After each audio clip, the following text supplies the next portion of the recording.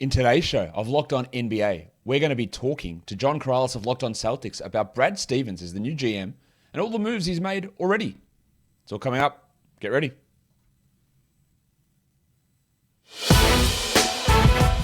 It's the Locked On Podcast Network, your team every day.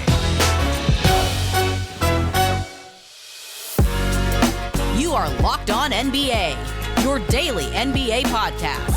Part of the Locked On Podcast Network, your team every day.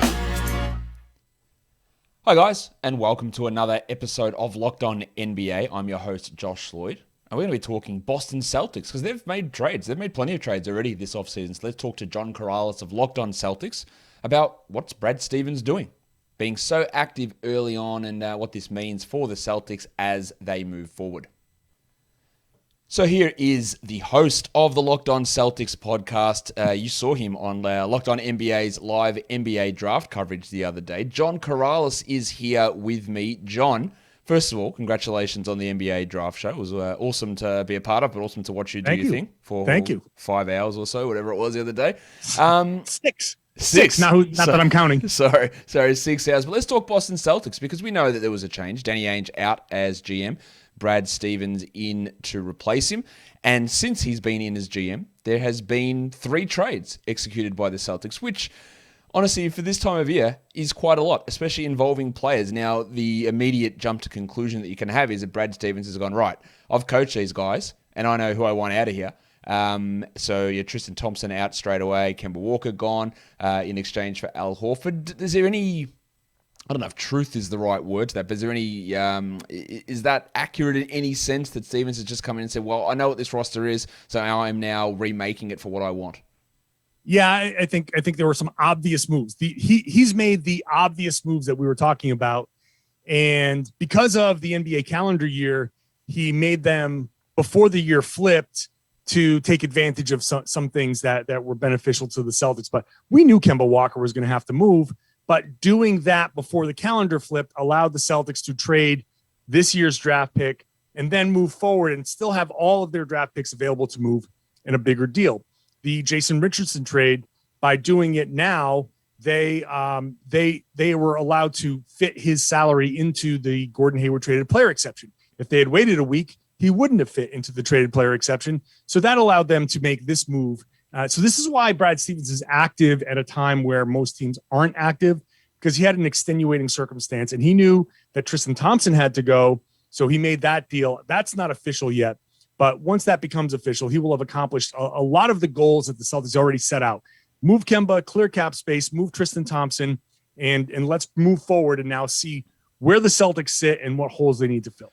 Yeah, he's definitely not mucking around, but you're right. Some of those moves did have to be made just with the salary cap and the timing of these decisions in order for that to work under the cap. Tristan Thompson, as soon as Al Horford was brought back, the writing was definitely on the wall there for him. Do you reckon? I know Stevens played Thompson and Tice together a lot, much to the chagrin of many Celtics people. Was that just out of necessity, do you think, based on how quickly he's jettisoned Tristan here? Yeah, I think, well, first of all, they just traded, or they had just signed Tristan Thompson. They had just hard capped themselves to get Tristan Thompson. So that was a very strong message. Like, you got to play Tristan Thompson. How do you do that? And trying to play double big, I understood it early on. If this was going to be the team, then they were going to need to figure that out. So the first month of the season or two, let's see how these guys fit together. But it never quite did. It got better. But they had no choice but to play Tristan Thompson. When we look back on it now in hindsight, it was a pretty bad offseason for Danny Ainge. The Thompson signing was bad. And not only was it bad, but by hard capping themselves, they took away options for the Gordon Hayward traded player exception because they couldn't use the whole thing because they would have hit the hard cap. Jeff Teague was a disaster. And they tried to rectify that quickly. But Brad Stevens did come in and have to clean up a lot of the mess that Danny Ainge left.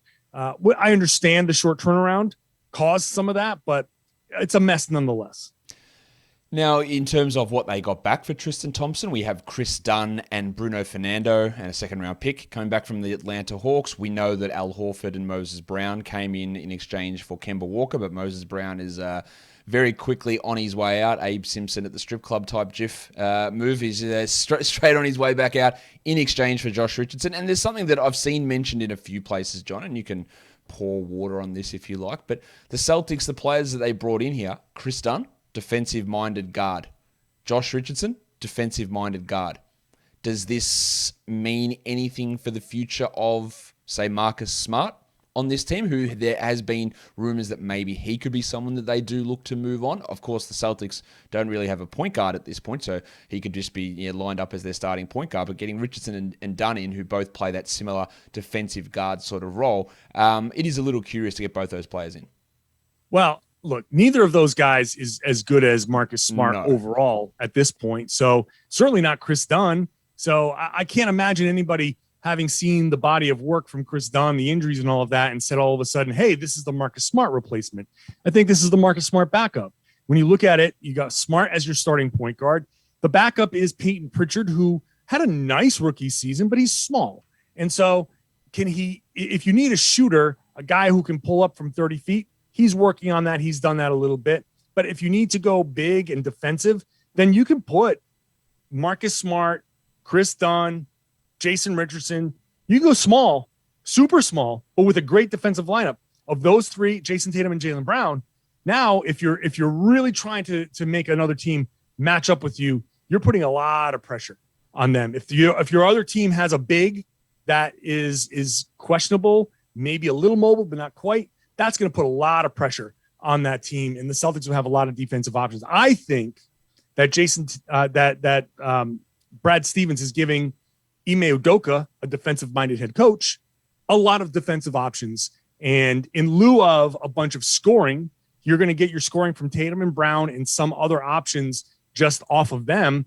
But this is going to be a team that goes back to a strong defensive mindset that they kind of got away from last year. That's where they're going to hang their hat. That's how they're going to win games. And if they're going to make any noise in the playoffs, it's going to be because they can stop other teams. So, we've got these two guards coming in. I agree with you about, Chris Dunn has not been good really at any point in his NBA career, so he is just a backup, and it's just getting something back, I guess, in exchange for Tristan Thompson. But Richardson did struggle last year, but he had some good moments in Miami, less so in Philadelphia. What does this mean now for the approach of Brad Stevens in free agency? Of course, it's probably the big name that's the Celtics would look to bring back, I guess, is Evan Fournier, who they traded for at the trade deadline. Does this hamper that move at all? It does call into question how willing Fournier is going to be to take what the Celtics are offering. It's starting to sound like Fournier is going to get some offers from teams with cap room, which was always a fear in Boston, that a team like the Knicks or another team with cap room will say, hey, we've got a lot of money to spend. There are not a ton of great free agents this year. We're going to give it to you. We're going to give you $20+ million to come here for 1 year. Then next year you go back into free agency. We'll see how it goes. But all of the talk around Fournier had been that his market is somewhere around 14, 15-ish million dollars for a team like New York to come in. If they come in with more, something in the 20s, you have to take that as Fournier. And I think the Celtics see that. And they're either going to say, we'll give it to you as a sign and trade if you want to do that. And if not, they're just trying to make up for the loss. And this would be their way of doing so. Well, it is obviously going to be really interesting as free agency opens tomorrow to see Boston's approach after being really active already. And John, you'll have that covered for us all over on Locked On Celtics. So check John out over there. Thank you, John, for coming on Locked On NBA with me. Got it. Always a pleasure.